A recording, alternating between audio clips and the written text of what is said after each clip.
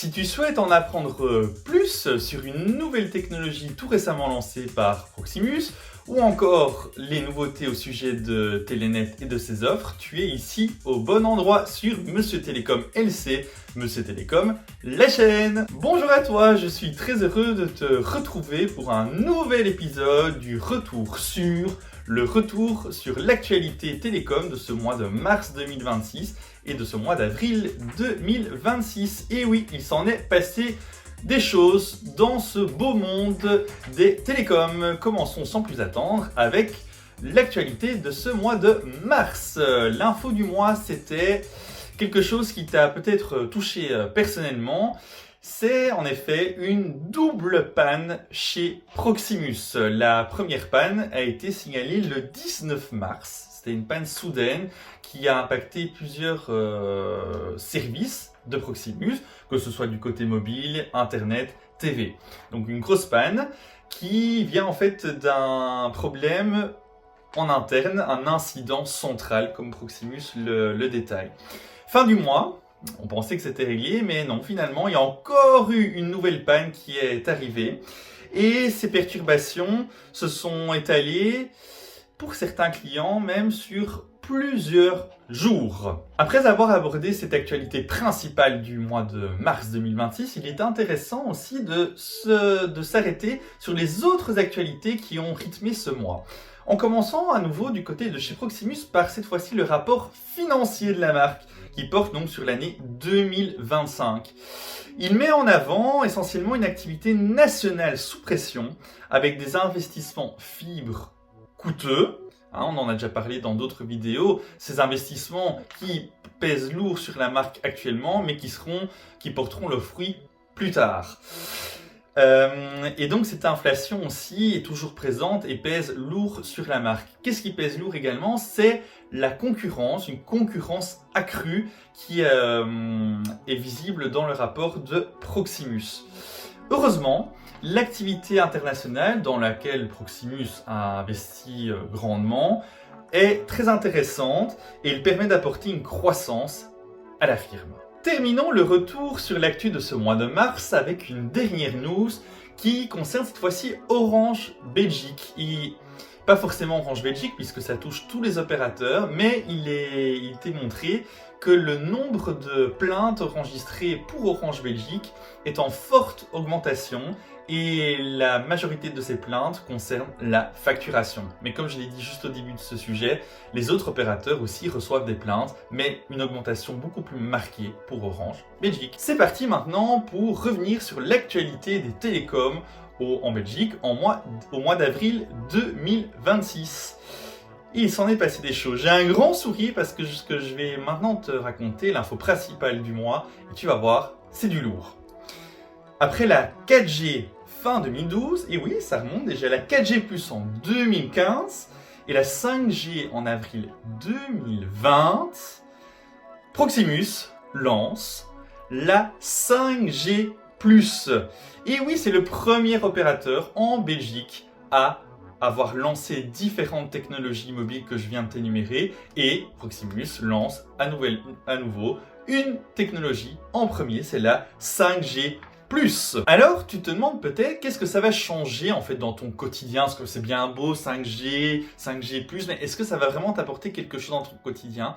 Eh bien, je peux te dire que oui, et tu vas le voir dans la suite de ce sujet. Il faut savoir que la 5G+, est en fait une vraie 5G. C'est ce qu'on appelle la 5G Stand-Alone. Ça veut dire qu'elle ne s'appuie pas en fait sur un réseau 4G, la 5G+. C'est vraiment la véritable 5G. Le client, qu'est-ce qu'il va pouvoir constater? Comme je te disais là tout de suite, il va pouvoir constater plusieurs choses. D'abord, une latence plus faible, ou alors aussi une meilleure gestion de la congestion. C'est-à-dire quand tu es dans la foule et que plein de personnes sont connectées, tu as déjà peut-être remarqué dans un festival ou lors de gros événements, des concerts, etc., que ton réseau, tu as l'impression que ça bug, mais en fait non, c'est tout simplement que l'antenne est saturée. Et justement avec la 5G+, la vraie 5G standalone, cette congestion va être mieux gérée, donc tu remarqueras moins qu'il y a une foule autour de toi. au niveau technique, évidemment. Donc tu vas pouvoir voir une amélioration aussi quand tu joues en ligne ou lorsque tu fais des appels vidéo, ceux-ci seront plus réactifs de manière générale. Alors, il faut également que le téléphone propose cette opportunité-là et que l'opérateur le fasse aussi, mais avec la 5G+, nouvelle technologie d'appel pourra aussi voir le jour si l'opérateur l'active et que le terminal utilisé par le client le permet. C'est une nouvelle technologie qu'on appelle le VoNR, c'est-à-dire Voice over New Radio. Elle permet quoi cette technologie? Elle permet d'établir une liaison encore plus rapidement. Et alors aussi, très intéressant avec cette technologie, la 5G reste accessible tout au long de l'appel. Parce que si maintenant le terminal et l'opérateur n'activent pas cette fonctionnalité, lorsque tu passes un appel, le réseau revient en 4G pour revenir en 5G une fois que tu as terminé ton appel. Dernier point, la 5G+, elle permet aussi quelque chose de très important pour ta sécurité à toi. Elle permet ce qu'on appelle de réserver, si tu veux, une partie du flux pour certains usages, donc les hôpitaux, par exemple les forces de l'ordre et tout. C'est ce qu'on appelle le network cycling. Donc vraiment cette partie réservée uniquement pour des services très spécifiques. Nous allons enchaîner cette vidéo d'actu avec un service qui va faire plaisir à de nombreux parents qui sont préoccupés par le numérique chez leurs enfants. Ce service s'appelle le Proximus Mobile Kids Plus. C'est en fait un abonnement. Et qu'est-ce que contient cet abonnement? Il contient 2 Go de données mobiles à pleine vitesse. Ensuite, la connexion data reste possible, mais donc elle est illimitée, mais la vitesse est fortement réduite. Ensuite, il y a une possibilité donc d'avoir 120 minutes d'appel et des SMS illimités. Et tout cela pour 7 € par mois. Il y a possibilité à faire descendre ce prix à 5 € par mois en l'ajoutant à son pack, s'il y a plusieurs abonnements mobiles dans le pack. Cette option, elle peut s'ajouter donc aux abonnements récents, enfin au pack récent de la marque, qu'on appelle Flex Plus.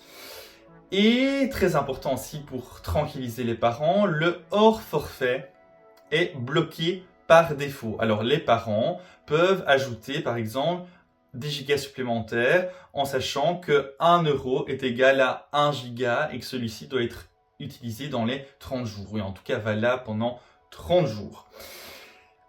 Cet abonnement, il ne met pas simplement à disposition des enfants, donc ce que je vous ai expliqué, donc les 2 gigas, les 120 minutes, les SMS limités, il met aussi à la disposition des parents tout un éventail de services qui vont les rassurer par rapport à l'utilisation du smartphone chez leurs enfants. Alors, qu'est-ce qu'il met en place? Il met à disposition des parents ce qu'on appelle le Kids Protection Pack, qui donne accès en fait à un contrôle parental auquel les parents justement vont pouvoir se connecter sur une plateforme qui est gérée par la célèbre marque Norton pour avoir un œil sur l'activité en ligne de leurs enfants. Mais ce n'est pas tout. Il y a aussi possibilité pour les parents d'accéder à des conseils prodigués par Child Focus pour justement voir comment agir correctement avec son enfant dans ses premiers pas dans le monde du numérique.